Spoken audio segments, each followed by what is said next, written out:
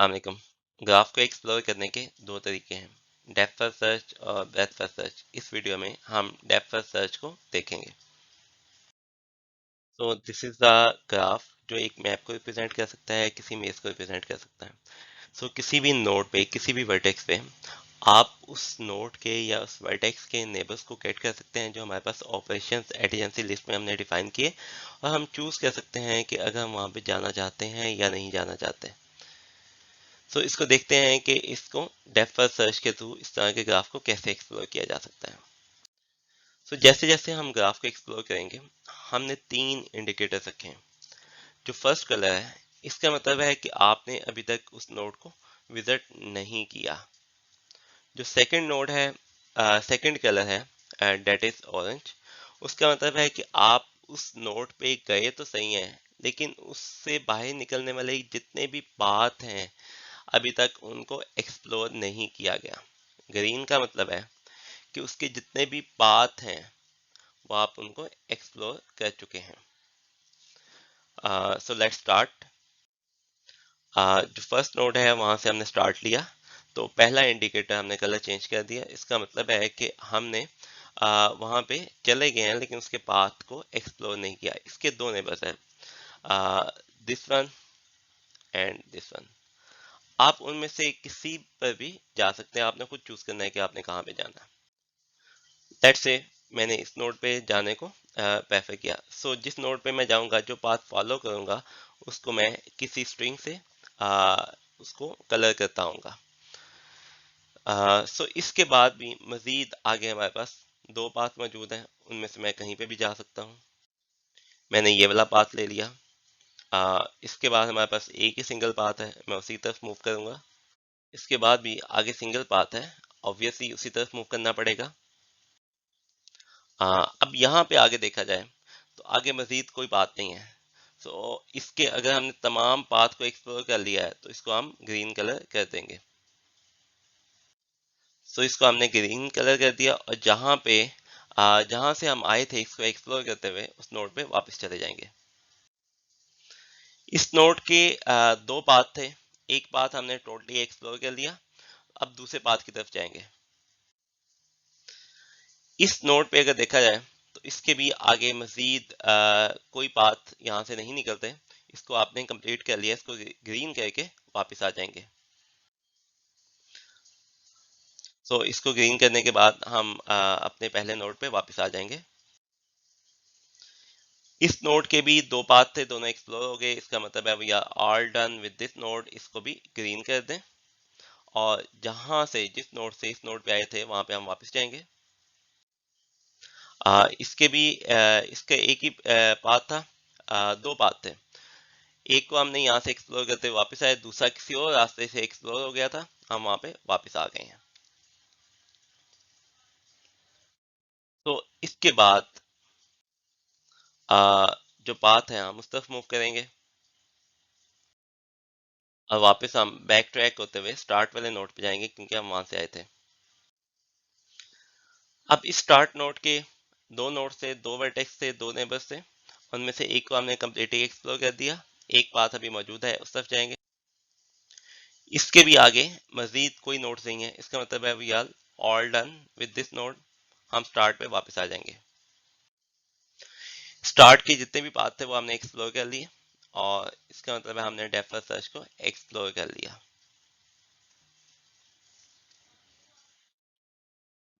हमने देखा कि जैसे जैसे हम डेप्थ फर्स्ट सर्च के थ्रू ग्राफ को एक्सप्लोर करते हैं, तो हम तीन इंडिकेटर्स रखते हैं कि हमने उसको विजिट कर लिया है, उसको कंप्लीट किया है, या वो इन प्रोग्रेस है। इन कलर्स के अलावा कुछ मजीद इंफॉर्मेशन भी हो सकती है कि हमने कब उसको इन प्रोग्रेस पे मूव किया था और कब उसको डन पे मूव किया था।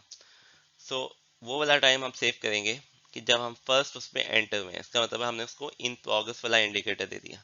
जब हमने उससे अपना काम कंप्लीट कर लिया, उसके तमाम पाथ एक्सप्लोर कर लिए, तो उसको हम ग्रीन कर देते हैं, वो भी टाइम हम सेव करेंगे। जब हम उस वर्टेक्स पे एंटर होंगे उसको हम स्टार्ट टाइम कहेंगे। जब उसके तमाम पाथ एक्सप्लोर करेंगे तो उसको फिनिश टाइम कह देंगे। सो यहाँ पे हम देखते हैं कि सूडो कोड में हम क्या करते हैं, हमारे पास एक नोड है W, उसका एक स्टार्ट टाइम है जब हम उस पर एंटर होंगे। सो करंट टाइम हमने सेट कर दिया 0 पे। सो अभी हमने कुछ भी प्रोग्रेस नहीं की। जैसे ही आप इस पे एंटर हो जाएंगे तो आप उसको करंट टाइम उसका सेट कर देंगे कि अगर आप W पे एंटर हुए हैं तो उसका करंट टाइम इज, उसका स्टार्ट टाइम हमने 0 सेट कर दिया। उसका स्टार्ट टाइम सेट करने के बाद उसको इन प्रोग्रेस भी मूव कर दिया। अब इस नोड W के जितने भी नेबर्स हैं जिन्हें हम V का नाम देते हैं, उनमें से कोई भी अनविजिटेड है, उनमें से किसी एक तरफ आप जा सकते हैं। मैं इसमें से C की तरफ जाना प्रेफर करूंगा। सो हम C पे आने के बाद उसके जो करंट टाइम है आ, उस पे DFS दोबारा चला देंगे। तो यहाँ पे DFS रिकर्सिवली दोबारा चल जाएगी। सो इसको अब हमने C को W को नाम दे दिया, इसका एंट्री टाइम सेट किया, करंट टाइम को प्लस प्लस किया, इसको इन प्रोग्रेस मूव किया, इसके नेबर्स की तरफ मूव कर दिया। सो जब हमने इसको इन प्रोग्रेस मूव किया तो इसके यहाँ पे एक सब ट्री मौजूद है। यहाँ पे इसके कुछ नेबर्स होंगे जहाँ पे हम मूव करेंगे, इन प्रोग्रेस करेंगे और फिर उसको और डन करेंगे। सो इसके नेबर्स की तरफ जब हम जाते हैं तो कोई भी पाथ होगा उससे हम घूम घुमा के वापस आए हैं, और उसके कलर को हमने ग्रीन कर दिया कि हम we are all done with this path. जब सी के तमाम नेबर्स एक्सप्लोर हो गए हैं तो सी को भी आप ग्रीन कर देंगे। जब सी को आप ग्रीन करेंगे तो उसका फिनिश टाइम करंट टाइम पे सेट कर देंगे। लेट्स से जब आप यहाँ पे घूमे तो करंट टाइम आपने 20 तक इसके तमाम नेबर्स को एक्सप्लोर किया। जो अब आपके पास जो करंट टाइम मौजूद होगा सी के लिए फिनिश टाइम दैट इज 21। इसको आपने ग्रीन किया और आप ए पे वापस गए। ए पे वापस जाने के बाद आप इसके मजीद इसी तरह से नेबर्स एक्सप्लोर कर सकते हैं और ए का एंड टाइम भी बाद में सेट किया जा सकता है। तो डीएफएस पे रहते हुए हम किसी भी नोड से स्टार्टिंग पॉइंट से जितने भी रीचेबल नोड्स हैं उनको एक्सप्लोर करते हैं। जब यही काम आप अनडायरेक्टेड ग्राफ में करेंगे तो उसे कनेक्टेड कंपोनेंट एनालिसिस भी कहा जा सकता है। डीएफएस की एप्लीकेशन हम इस वीक के एंड पे भी देखेंगे।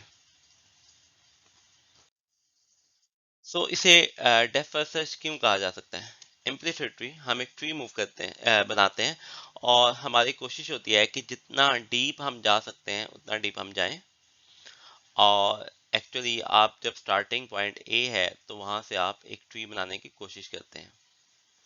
सो एक ट्री बन जाएगा, आप मैक्सिमम जितनी डेप्थ पे जा सकते हैं, जैसे एफ है तो आप एफ तक पहले जाएंगे, उसके बाद वापस आते जाएंगे।